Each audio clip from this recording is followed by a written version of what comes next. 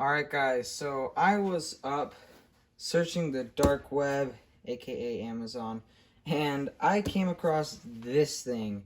This is basically a 14th scale Arrma Typhon. You can see here the shocks, they're styled after the Typhon 6S shocks. Tires are styled after 3S Typhon tires. It's got metal shock towers and a metal chassis, just like the Arrma Typhon 6S, and it's got a wing inspired by the 6S wings. So, total copycat of the Arrma Typhon 6S. Today we're going to be unboxing it, reviewing it, testing this thing to the limits, and seeing if it's any good.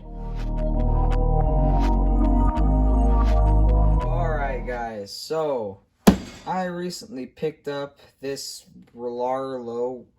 Honestly, guys, I wish that Chinese companies could at least try and make good names.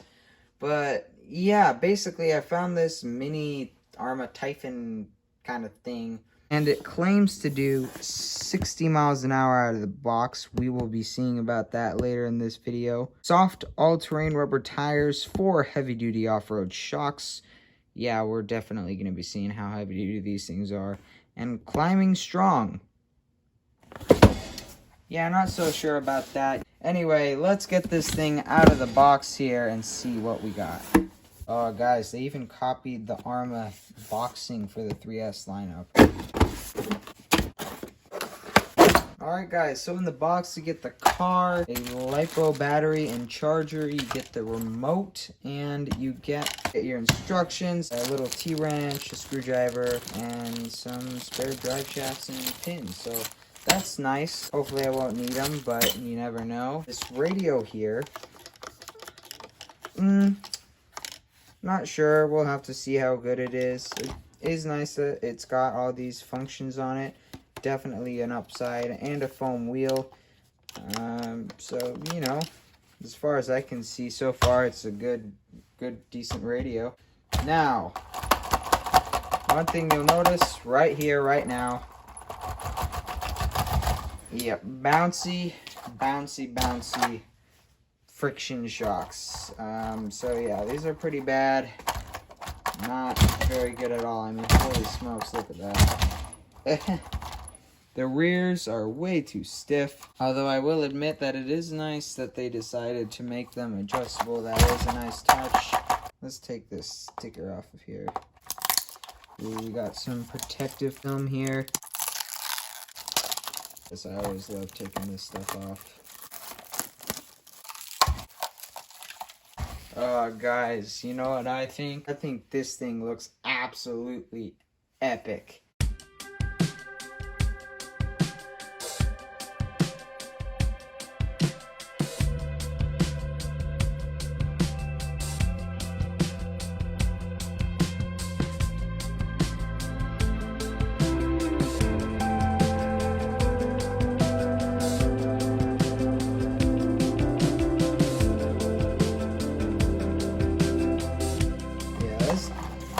This thing really does look cool, but let's do a drop test and see exactly how bad these shocks are.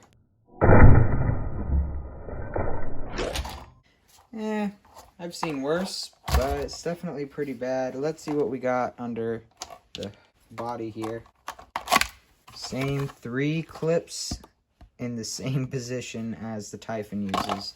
Definitely trying to copy a Typhon. Oh, look at that. We got another LiPo battery under here. We got 2 LiPo batteries. That's awesome. Got some metal drive shafts, plastic threaded friction shocks, giant 550 sized brushed motor on a metal motor mount, which is pretty nice. Got a little mini servo in there, 5-wire servo, and a 2-in-1 ESC receiver combo. Guys, this thing really looks like it's going to be pretty awesome. The tires, they're actually soft. Didn't lie on the box when it said soft rubber tires. That aluminum chassis down there, definitely pretty cool stuff. I don't know if you guys noticed this, but you look at this and you take a good enough look at it for a couple seconds and you realize this is just a WL Toys chassis with a Typhon body and some downgraded plastic shocks and this big wing on here, which is actually pretty cool. So, you know, Is it worth it? We're gonna find out in this video. It is about the same price as the WO toys like this, and it does come with 2 LiPo batteries, so, you know, we'll see. Alright, let's get some batteries in the radio. Looks like it wants 3 AA's. Alright, let's get the car plugged in. Radio on, car on. What's going on here? It's not wanting to connect. LiPo's at 4 volts, so still got a charge in it. That's definitely pretty strange. Alright guys, so put some new batteries in here, and it works just fine now. Steering is insanely quick, and it's nice and powerful as well, so yeah. Let's go take this thing out for a rip. I almost forgot, I have to charge the battery first. So to charge the battery, just plug that into there, and that into there. Alright guys, battery's charged, so now let's get this thing outside.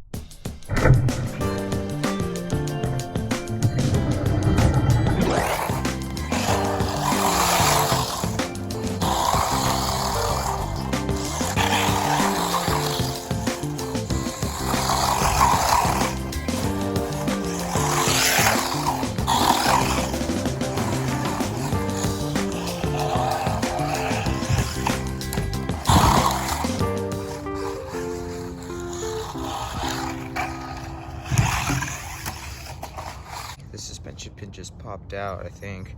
So yeah, just pop that back in there and then we'll be back in action. Alright guys, got the suspension pin back in there and now we're ready to rip again.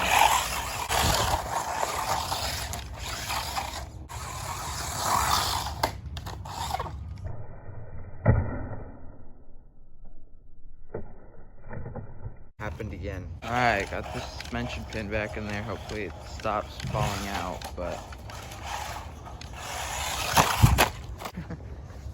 guys, this thing is definitely not the most stable car I've driven. Oh man, there goes the suspension pin again. Alright guys, got the suspension pin back in again. Ooh, hopefully it doesn't fall out.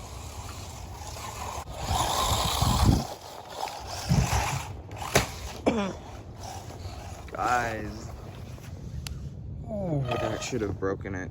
Why? This pops out way too easily.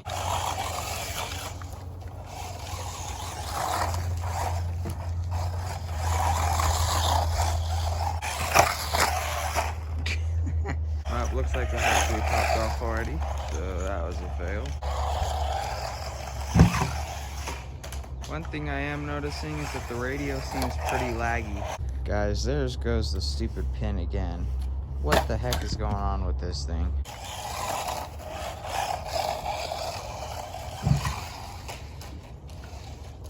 Still holding up. That's good. Tell you what, these shocks do not feel very good at all. It's really bouncy and it's pretty hard to control. Gotta replace the battery. Lasted me maybe 10 minutes, so nothing crazy. Alright, got the second battery in here.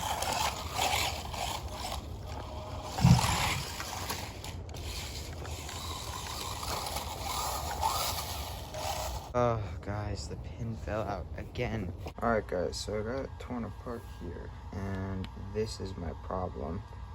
The screw backed out of here, and so now what's happening is it's just coming back and bending it back and letting it pop out. So I'm going to put a new screw in there, put this all back together, and then it won't keep falling out on me anymore, hopefully. Alright guys, got it all back together, and I also moved the shocks from that position to that position, and I cut off a coil on each spring, and so made it a whole lot softer.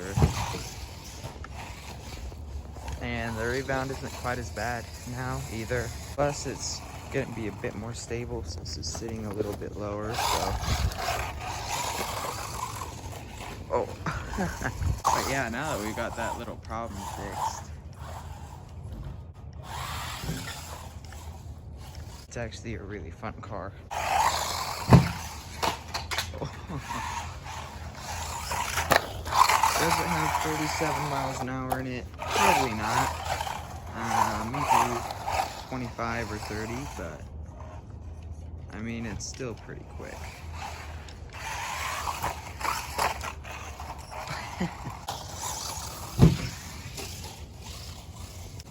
Flat out.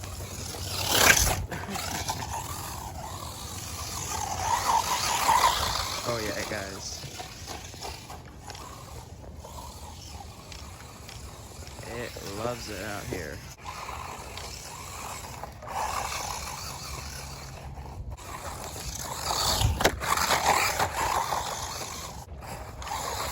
It's so small, which is what makes it such a good backyard bachelor, because you don't need quite so much room to play with it. And it's still quick enough to be fun.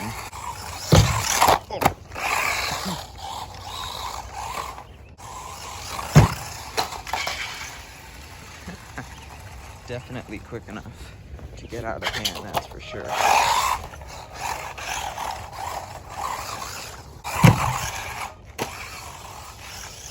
It is a little bit hard to control, but that's all the better for learning how to drive, because then you have to learn how to let off the gas and stuff when you're turning. The only thing that works on here is steering and throttle reverse and the steering trim. The throttle adjustment and steering rate don't actually do anything, which is kind of lame, but at least the other stuff works. Uh-oh. Guys, I don't know what's going on here, but I keep popping these things out. Alright guys, got it all back together again, so let's do a speed run before I break it again.